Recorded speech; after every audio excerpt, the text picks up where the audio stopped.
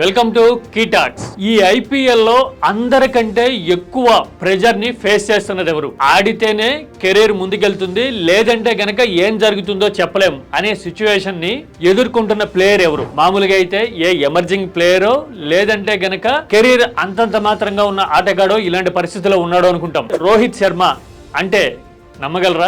నిజమే. ఐపీఎల్ లో రోహిత్ క్లిక్ అయితే ఒక లెక్క, ఐపీఎల్ లో కూడా క్లిక్ కాకపోతే మరో లెక్క అన్నట్టుగా పరిస్థితి ఉన్నది అనే చర్చ ఇప్పుడు బీసీసీఐ లోను క్రికెట్ ఫ్యాన్స్ లోను జరుగుతోంది. నిజమేనా? అసలు రోహిత్ ని ఇంత టెన్షన్ పెడుతున్నది ఎవరు? ఇంత ప్రెజర్ లోకి నెడుతున్న ఈక్వేషన్స్ ఏంటి? డీటెయిల్ గా చూద్దాం. Don't forget to subscribe కీటాక్స్.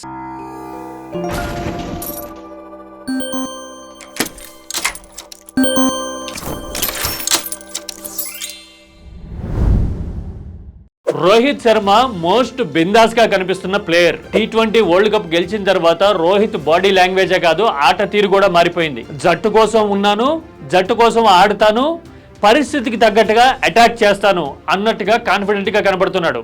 Champions ట్రోఫీలో ఫైనల్లో కూడా చూసాం. అందరూ తడబడిన చోట అలవోకగా 70+ స్కోర్ చేసి వెళ్ళిపోయాడు. అందుకోసమే ఛాంపియన్స్ ట్రోఫీ ఇండియా గెలిచింది. మరి ఇలాంటి రోహిత్ ని ఒత్తిడిలోకి నెడుతున్నది ఎవరు? Yes, Team India coach Gambhir. Rohit future విషయంలోనూ గంభీర్ చాలా స్పష్టమైన ఒపీనియన్ తో ఉన్నాడు అని చెప్తున్నారు. మరో 2 నెలల్లో ఇంగ్లాండ్ తో టెస్ట్ సిరీస్ మొదలు కాబోతోంది. దాంతో పాటే WTC సైకిల్ కూడా మొదలవుతుంది. 2025 నుంచి 27 వరకు ఉంటుంది. సరిగ్గా అదే ఏడాది వన్డే వరల్డ్ కప్ కూడా ఉంది.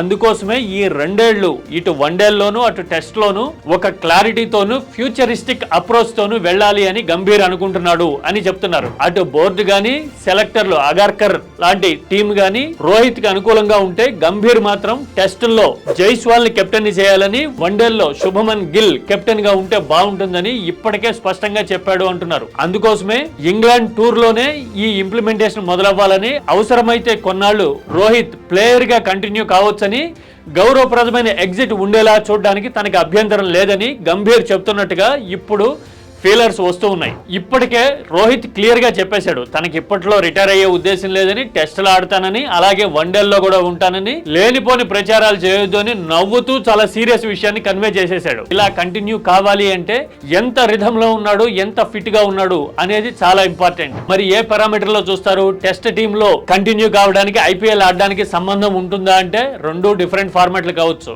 కానీ టెంపర్మెంట్ గానీ రిథమ్ గానీ ఏ ఫార్మాట్ లో అయినా సిమిలర్ గా ఉంటుంది.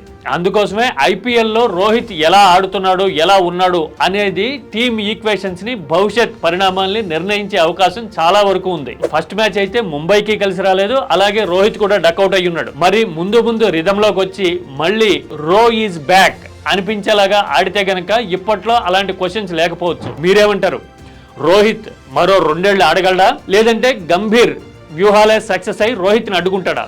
మీ అభిప్రాయాన్ని కామెంట్లో చెప్పండి. Don't forget to subscribe కీటాక్స్.